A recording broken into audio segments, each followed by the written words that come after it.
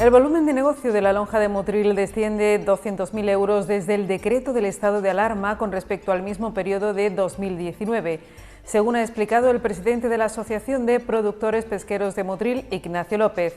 Esto pues, nos ha costado una pérdida grande en volumen de negocio en la lonja, pues que ronda actualmente con una diferencia de un año con otro de 200.000 euros. Entonces eso nos ha hecho un daño económico muy grande. Bienvenidos a Diario Comarcal. En unos minutos entramos en profundidad en este tema. Antes le resumimos en titulares otras noticias que nos deja la jornada. Motril no registra un solo caso de contagio por coronavirus en las últimas 2 semanas, según los datos oficiales. El Ayuntamiento adjudicará las pequeñas obras municipales a empresas locales para reactivar la economía del municipio. El puerto espera concluir este mes las obras para mejorar la accesibilidad de pasajeros y vehículos. Los centros educativos abrirán a partir del lunes, pero solo para los trámites administrativos de matriculaciones para el próximo curso. Motril no registra un solo caso de contagio por coronavirus en las últimas 2 semanas, según los datos oficiales, por lo que el número de personas confirmadas desde el inicio de la pandemia continúa en 117. El número oficial de defunciones sigue siendo de 8, aunque al parecer ayer falleció otra persona que aún no aparece en la estadística de la Junta. En lo que respecta a la comarca de la Costa Tropical y la Alpujarra, tampoco se han producido nuevos contagios, por lo que el número de contagiados en lo que va de pandemia sigue en 176. En 14 el número de defunciones y en 150 el de personas curadas, una más en las últimas horas. En cuanto a la provincia de Granada, hasta ayer había 2.965 casos confirmados, 2.412 personas curadas, 275 fallecidos y 1.183 ingresados, de los que 132 están o han pasado por la UCI, los mismos que al inicio de la semana. La alcaldesa de Motril, Luisa García Chamorro, ha adelantado que el Ayuntamiento adjudicará las pequeñas obras municipales a empresas locales para reactivar la economía del municipio. La alcaldesa ha comentado que se va a poner en marcha un plan de adjudicación directa de obras menores y servicios solo a empresas y autónomos de Motril. El objetivo es que el dinero que supongan esas inversiones se quede en el municipio y, por tanto, contribuya a la reactivación de la economía local. Aún queda por determinar el sistema que se llevará a cabo, pero el plan abarcará adjudicaciones tanto de obras pequeñas que no puedan realizar los empleados públicos del ayuntamiento, como la prestación de servicios al consistorio, así como los suministros de distintos productos necesarios para el funcionamiento de la administración local. De otro lado, la alcaldesa va a solicitar una reunión con el presidente de la autoridad portuaria, José García Fuentes, para que el puerto ponga todas las medidas de seguridad y habilite zonas suficientes en el interior para que cuando comience la operación Paso del Estrecho, los vehículos no tengan que esperar fuera y evitar posibles riesgos para los vecinos de Varadero y Santa Adela. Concretamente, la alcaldesa pedirá al presidente de la autoridad portuaria que se adopten las medidas necesarias para preservar la seguridad y salud de los vecinos de Varadero y Santa Adela, medidas que pasan por habilitar dentro del recinto portuario áreas de estancia suficientes para que los vehículos implicados en esta operación, a la espera de montar en los ferries, permanezcan en todo momento dentro del recinto portuario. García Chamorro también pedirá que el acceso y salida de los vehículos se haga por el ramal desde la salida de la autovía por Puntalón y en ningún caso por el acceso existente junto a Santa Adela.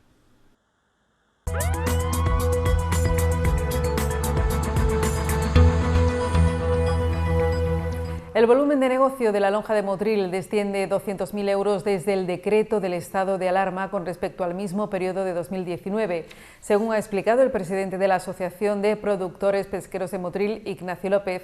El tema lo abordará en profundidad el programa Sector Primario, que Telemotril emitirá el miércoles que viene a las 10 de la noche. Poco a poco vamos cogiendo el pulso a la situación, pero sí hay que decir que esto pues, nos ha costado una pérdida grande en volumen de negocio en la lonja, pues que ronda actualmente con una diferencia de un año con otro de 200.000 euros. Entonces eso nos ha hecho un daño económico muy grande. López explicó que esto ha motivado un descenso de precios en todo el pescado en general y en los mariscos en particular. Esto último porque los bares y restaurantes han estado cerrados y son los negocios en los que más salida tienen estos productos. Han bajado sobre todo puntualmente, ya te soy reiterativo, los de la cigala, la gamba gorda, la gamba pequeña no, se ha mantenido en unos precios pues normales para la época del año. Sin embargo, pues la gamba mediana, la gamba gorda, la quisquilla de Motril, pues han caído a precios pues casi yo te podría poner que a la mitad. El pulpo cayó 2 euros, ahora ha repuntado un poco porque pues también están viniendo gente a comprar de la provincia de Málaga, porque Málaga ahora está en parada biológica. Entonces, todo esto hace pues que los productos hoy en día de Motril pues gocen de un precio pues bastante razonable. López añadió que los primeros momentos fueron muy difíciles, con prácticamente todas las pescaderías cerradas y solo 3 puestos en el mercado municipal abiertos. Conforme fueron pasando los días, las cosas mejoraron, lo que ha posibilitado que las familias que viven de la pesca en Motril hayan podido salir adelante durante esta semana. Los barcos que hemos estado trabajando, hemos defendido el día, hemos estado, aunque haya caído, yo siempre he dicho que ha caído el volumen de negocio en la lonja, pero los barcos pues estamos ahí mantenidos, ha bajado el precio del gasoil, que eso hace que tengamos menos gastos, en fin, que se puede llevar esto, no nos deja heridos de muerte. El presidente de la Asociación de Productores Pesqueros de Motril añadió que la crisis sanitaria ha llegado en el peor momento posible. Y hay que tener en cuenta que venimos de un paro biológico, que el mes de febrero estuvimos los barcos parados, que no hemos accedido a la ayuda todavía, y a los 15 días de empezar, pues se presenta esto. Las economías están muy mermadas.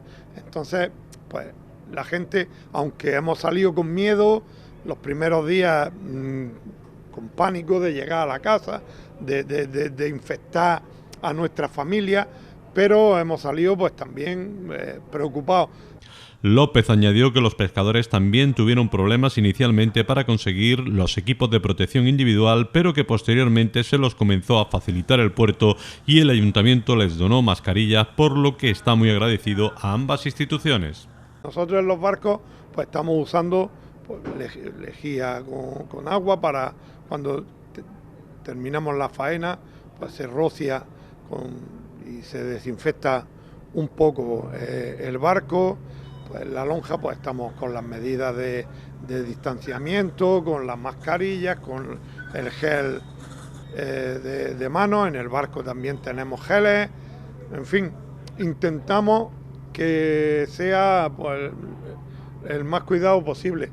El puerto de Motril espera tener acabadas a lo largo del mes de mayo las obras de mejora de la accesibilidad y el tránsito de los pasajeros y vehículos de las líneas regulares que se están ejecutando en el vial principal. Los trabajos paralizados por la crisis sanitaria se reanudaron a mediados de abril con la instalación de las canalizaciones subterráneas y redes de servicio. El proyecto se centrará los próximos días en las labores de aglomerado y pavimentación, colocación de los contenedores soterrados, pavicésped, mobiliario urbano y jardinería. Se trata de una actuación integral que discurre entre los preembarques y la nave de inspección de vehículos, paralela a los edificios de la autoridad portuaria y la aduana. Anteriormente ya se había actuado en el vial transversal que llega a Capitanía Marítima y al Real Club Náutico, uno de los espacios dentro del recinto portuario más frecuentados por usuarios y vecinos en general, que ha visto su imagen completamente renovada. El proyecto ejecutado por la empresa granadina Punto y Aparte persigue fundamentalmente mejorar los pavimentos y la seguridad de traslados en el interior del puerto. También se mejora la eficiencia y la seguridad de las instalaciones portuarias, se facilita el tránsito de personas con movilidad reducida, se incrementa la información a los usuarios y se ordena el tráfico de manera segura, según el presidente de la autoridad portuaria, José García Fuentes. Esta obra quedará integrada en el futuro Plan Director de Infraestructuras con la renovación de las aceras a ambos lados de la calzada, el pavimento y las redes de servicio, tales como luz, agua, saneamiento y fibra.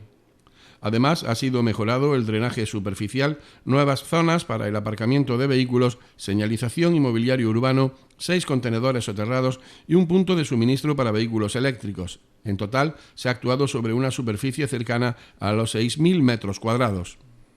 El Servicio Andaluz de Salud prevé contratar en torno a 2.850 profesionales este verano para garantizar la atención sanitaria en los centros de la provincia granadina. Este número alcanzará los 20.000 en el conjunto de la comunidad andaluza, lo que supone un 10% de incremento respecto a la planificación del año anterior. El plan de vacaciones ha sido presentado recientemente por el SAS a las organizaciones sindicales de la Comisión Central de Bolsa y se analizará también en mesa sectorial.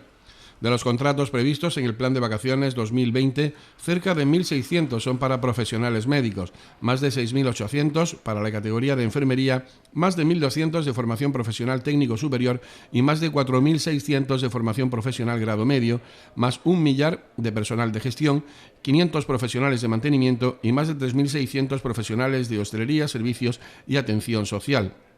Durante el plan de vacaciones, la media de duración de los contratos será de 2 meses.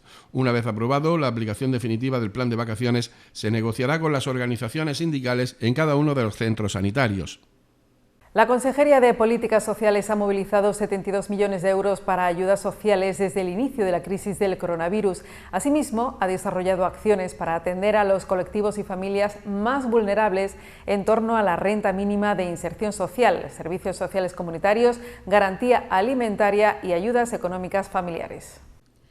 Respecto a la renta mínima, las medidas aprobadas agilizan su tramitación y amplían su cobertura, como los procedimientos extraordinarios de concesión de solicitudes de urgencia o emergencia social y la ampliación y prórroga automática de esta prestación. La transferencia de más de 29 millones de euros a las entidades locales como adelanto del Fondo Social Extraordinario tiene como prioridad ampliar las partidas destinadas a garantizar ingresos suficientes a las familias y asegurar la cobertura de sus necesidades básicas mediante ayudas de emergencia social, concretamente en un 35% de la cantidad total percibida. La puesta en marcha de un fondo de garantía alimentaria concede tarjetas monedero para su uso en mercados y tiendas de proximidad con cantidades que oscilarán entre los 150 y 250 euros mensuales y serán concedidas por las ONGs en coordinación con los servicios sociales comunitarios. El Gobierno central ha pedido a la Comisión Europea intensificar las medidas de mercado para hacer frente a la crisis de la COVID-19 en los sectores agroalimentario y pesquero. El Ejecutivo considera que las medidas tomadas hasta la fecha son insuficientes. El ministro de Agricultura y Pesca, Luis Planas, entiende que es necesario ampliar el paquete de medidas y su dotación económica para evitar en la medida de lo posible que la situación de los sectores se agrave en los próximos meses. Planas ha propuesto una mayor flexibilidad en los programas sectoriales, como en el caso del sector de frutas y hortalizas, para que sean más eficaces frente a la crisis actual y puedan tener en cuenta los costes derivados de la aplicación de medidas de prevención contra el COVID-19. Ha recordado que España, en relación con las ayudas de la política agraria común, ha solicitado que no haya penalizaciones o pérdidas de fondos por los pagos realizados después del 15 de octubre por retrasos motivados por la crisis sanitaria.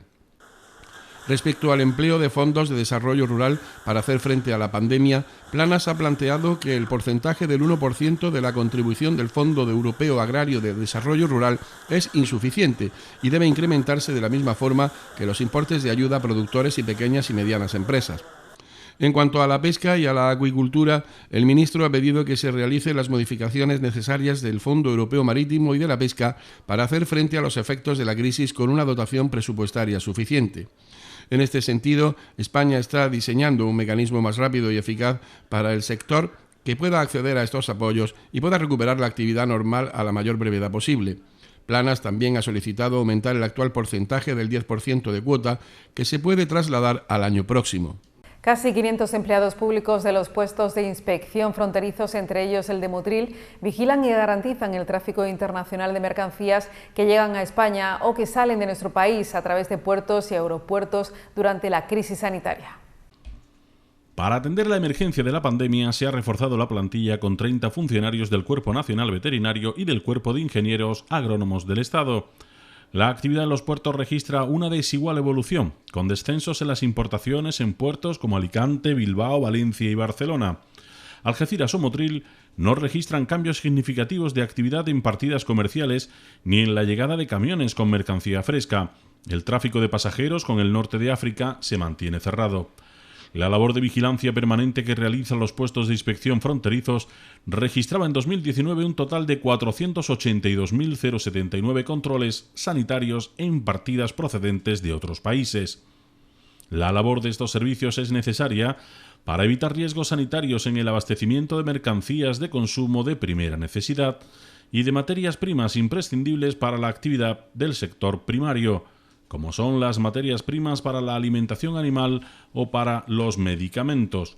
Los servicios de inspección sanitaria en frontera son los responsables de controlar que las mercancías que llegan procedentes de terceros países cumplen con todas las garantías necesarias para evitar posibles riesgos sanitarios y fitosanitarios.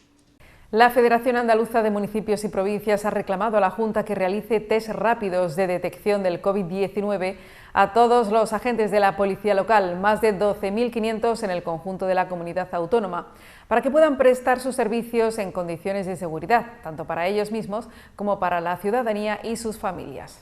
Para la FAM es esencial que estas pruebas estén disponibles para poder ser realizadas a todos los agentes locales que prestan su servicio en los municipios andaluces, ya que actualmente existen efectivos contagiados y otros que se encuentran en cuarentena en sus casas, al haberse detectado algún positivo en su entorno familiar directo o bien por sintomatología compatible con el virus. Según los datos presentados por Ecoembes, en 2019 los andaluces depositaron en los contenedores amarillos y azules un 8,5% más de envases con respecto al año anterior. En este sentido, los contenedores amarillos fueron los que mayor crecimiento experimentaron, llenándose un 9,5% más que en el 2018, ligeramente por encima de la media nacional, que crecía el 9,1%. Esto fue posible gracias a que cada ciudadano de Andalucía depositó en ellos 12,8 kilos de envases de plástico, metálicos y bricks. En el caso del contenedor azul, y con una media de 13,2 kilos de envases de papel y cartón por ciudadano, el crecimiento alcanzado fue del 7,5% frente al 7,1% a nivel nacional. El año pasado se reciclaron en Andalucía 254.000 toneladas de envases de plástico, latas, bricks y de papel y cartón, contribuyendo de forma significativa al 1,5 millones de toneladas recicladas a nivel nacional, y con ello evitar la emisión de 1,67 millones de toneladas de CO2 a la atmósfera y el ahorro de 20,74 millones de metros cúbicos de agua o 1,5 millones de toneladas de materias primas. Los datos alcanzados en 2019 confirman la tendencia ascendente seguida por Andalucía en esta materia. De hecho, en los últimos 5 años el uso del contenedor amarillo y azul se ha incrementado de media en el 25,5% en toda la región.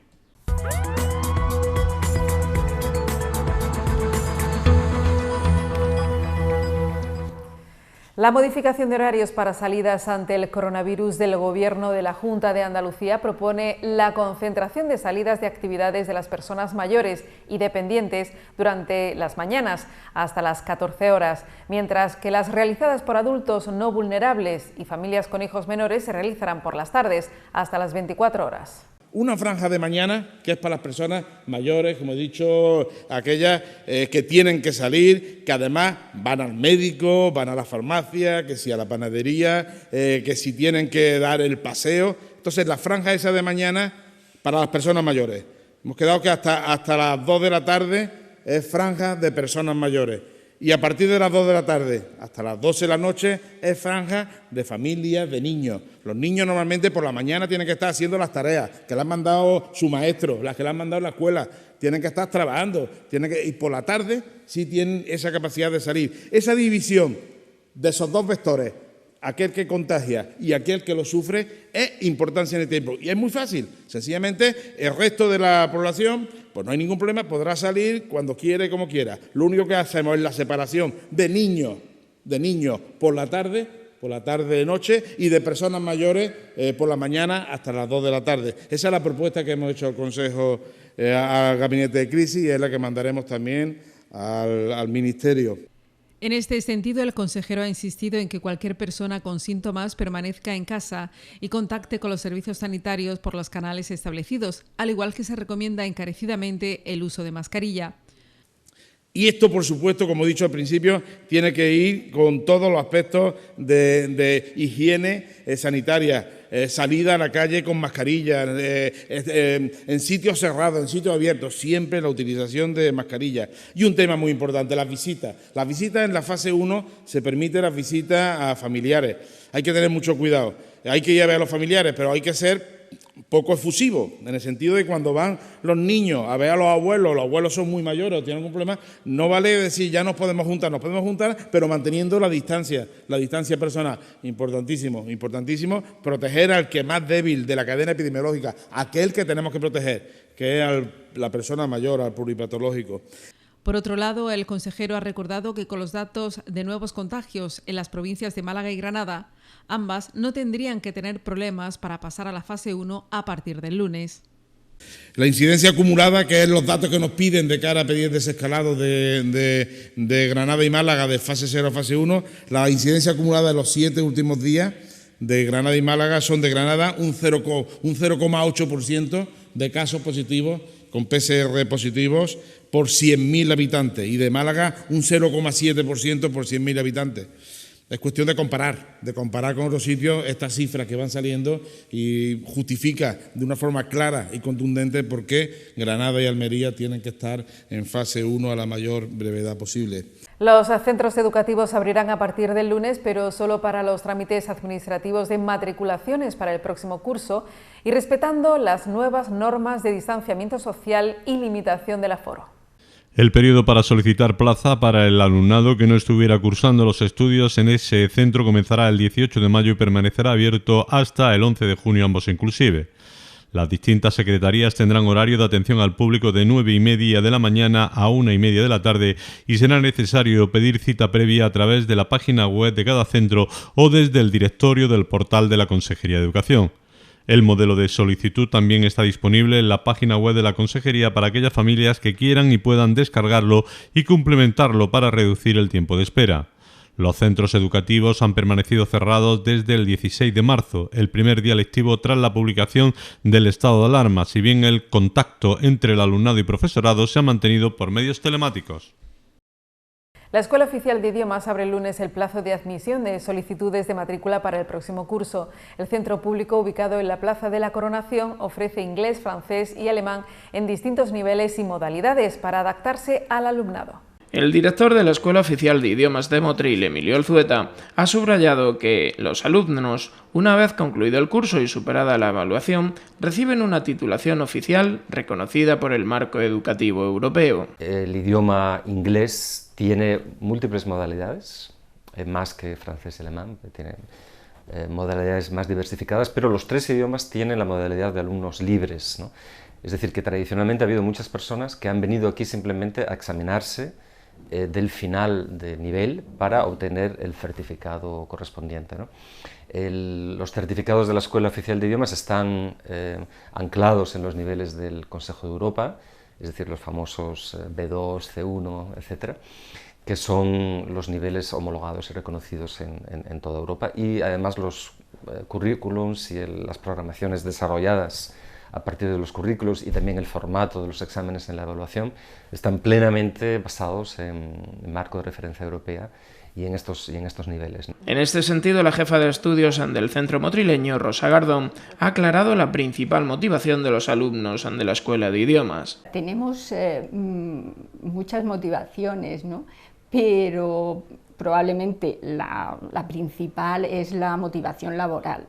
Hay muchas personas, y sobre todo en la zona esta en la que vivimos, de la costa, que necesitan el idioma para encontrar un trabajo o para mejorar, digamos, en el trabajo que tienen.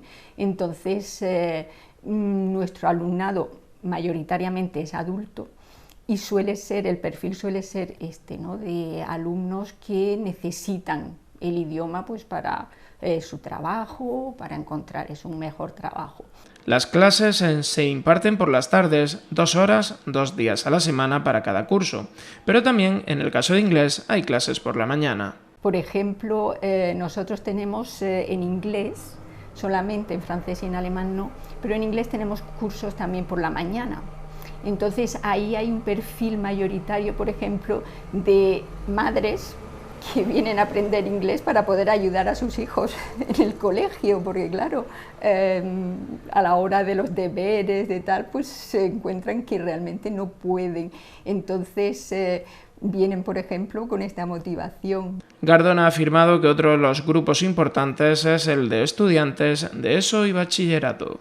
Luego también tenemos el perfil del alumnado joven, ¿vale? Entonces adolescentes, a partir de 16 años sobre todo, que lo que quieren es conseguir una certificación que luego les sirva si estudian en la universidad, estudian un grado, pues para luego poder tener el B2, ¿vale? Que les suelen exigir, ¿no? B1, B2, para poder terminar su grado, ¿no? Entonces, básicamente, digamos, estas son las motivaciones. Y luego, por supuesto, por el placer de aprender un idioma. Quiero decir, ya pues desde hace muchos años, afortunadamente, en España, la gente está viajando mucho más fuera de España.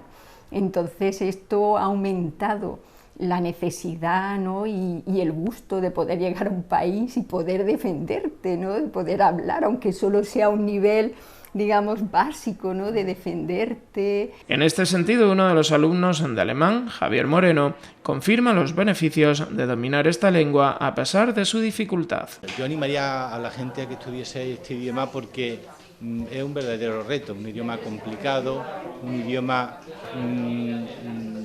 difícil en cuanto a las declinaciones, pero que es extremadamente útil.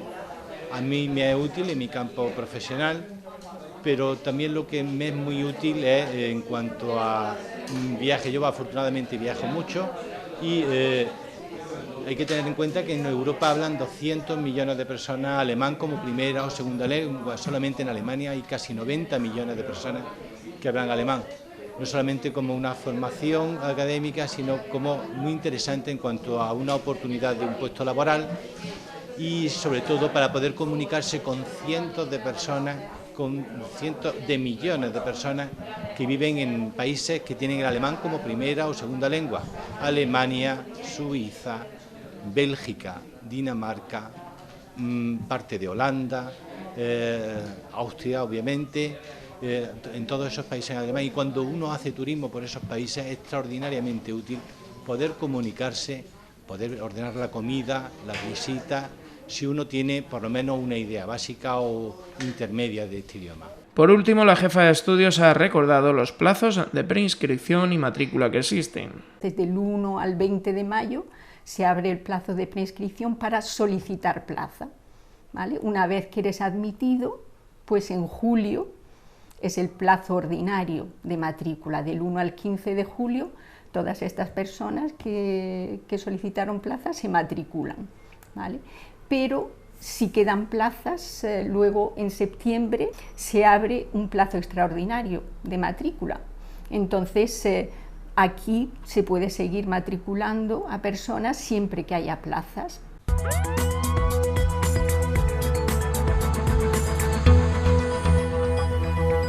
Andalucía por sí defenderá en el pleno del martes que los ayuntamientos puedan destinar los remanentes de tesorería del año anterior a servicios sociales. Su portavoz alerta de que en la Comisión de Hacienda del Congreso de los Diputados, celebrada a final del mes pasado, se propuso que el Gobierno central pueda disponer de estas partidas que pertenecen a cada municipio. Desde Andalucía por sí llevamos al próximo pleno del martes una moción de carácter general que estamos presentando en todos los ayuntamientos que tenemos presencia, y es que tras la resolución de la última Comisión de Hacienda del Gobierno central, Pedro Sánchez quiere llevarse para Madrid el remanente de todos los ayuntamientos. En este caso, en Madrid el remanente de 2019 corresponde nada más y nada menos que a 390.000 euros del esfuerzo de todos estos años de austeridad. David Martín ha recordado que los técnicos municipales serán los que determinen la forma de aplicar. Entendemos desde Andalucía por sí que este dinero se debe de quedar en nuestra ciudad para paliar las necesidades de las personas que ahora tienen menos recursos o están en extrema necesidad, o donde diga al interventor a qué partidas legalmente se pueden trasladar. Martín ha reclamado que el remanente de tesorería tiene que estar disponible para invertir en cada municipio, puesto que es fruto de la gestión que se ha realizado por cada equipo de gobierno para tener una previsión de gastos imprevistos. Las organizaciones agrícolas COAG y Asaja censuran que el Gobierno haya iniciado una campaña de inspecciones en las explotaciones agrícolas en pleno estado de alarma y cuando ha sido este sector uno de los que ha jugado y juega un papel fundamental en la crisis sanitaria. La campaña específica ordenada por la Dirección de la Inspección de Trabajo y Seguridad Social a las jefaturas provinciales de toda España para detectar casos de esclavitud o prácticas similares por parte de empresarios agrícolas, con visitas conjuntas de la Guardia Civil y cuestionarios inaceptables, asombran a las dos organizaciones agrarias y las indigna por el mensaje tan dañino y malintencionado que encierra y el desconocimiento de la realidad actual del campo español, regulado por convenios colectivos y con disposiciones del propio Gobierno en materia de mano de obra extranjera. Para Asaja y COAG se trata de un ataque en toda regla a los agricultores y ganaderos, por ello apelan a que el Gobierno dé marcha atrás. Para las dos organizaciones debería preocuparse el Gobierno más por la falta de rentabilidad del sector agrario y los bajos precios en origen, en lugar de vilipendiarlo, y valorar cómo en los meses de la pandemia los agricultores y ganaderos han abastecido a la población, han dado empleo de calidad y han colaborado solidariamente con sus pueblos en labores de todo tipo.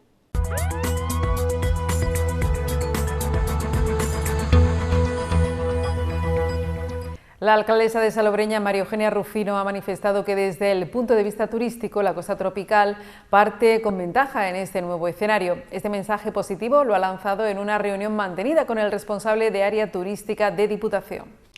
Rufino ha indicado que en el inicio de una nueva situación lo prioritario es atender los temas relacionados con la salud y por ello se ha venido trabajando en líneas y estrategias para la recuperación de este sector especialmente afectado.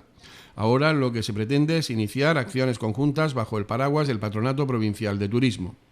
También ha resaltado la necesidad de que ambas instituciones caminen de forma paralela para conseguir resultados lo antes posible, ya que la costa se encuentra en una buena posición de salida en este nuevo escenario, al no depender exclusivamente del visitante internacional, sino del turismo provincial o nacional, por lo que habrá de redirigir todo el plan de promoción y trabajar en estos mercados. La alcaldesa ha acordado enviar a la Diputación el plan de promoción para que sea incluido en el proyecto del Patronato Provincial. El Ayuntamiento de Almuñécar trabaja en la puesta a punto de sus monumentos para que puedan ser visitados en la fase 1 del plan de desescalada, con la conclusión esta semana de la limpieza en la antigua factoría de Salazones, unas tareas que se llevarán a cabo este jueves en el acueducto y las termas romanas. A las mejoras llevadas a cabo en el Museo Arqueológico, Cueva de Siete Palacios y el Castillo de San Miguel, se ha sumado esta semana la limpieza del complejo de la factoría de Salazones de la época fenicio-púnica situada en el Parque del Majuelo. Después de las intensas lluvias de esta primavera y aprovechando el cierre al público del Parque del Majuelo, debido al estado de alerta, se ha llevado a cabo la limpieza de hierbas de casi la totalidad del complejo, según ha explicado el edil de Cultura y Educación de Almuñécar, Alberto García Gilabert. Al estar al aire libre y debido a la subida del nivel freático, fue necesario esperar unos días para proceder a los trabajos, contando para ello con especialistas en la materia. El programa de limpieza de hierbas y puesta a punto de monumentos y zonas arqueológicas continuará este jueves en otra destacada zona del centro de la ciudad sextana, como son las termas y el acueducto romano.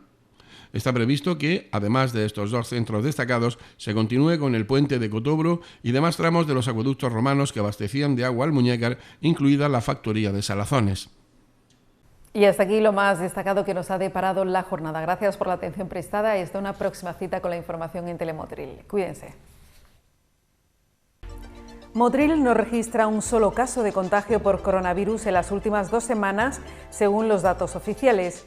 El Ayuntamiento adjudicará las pequeñas obras municipales a empresas locales para reactivar la economía del municipio.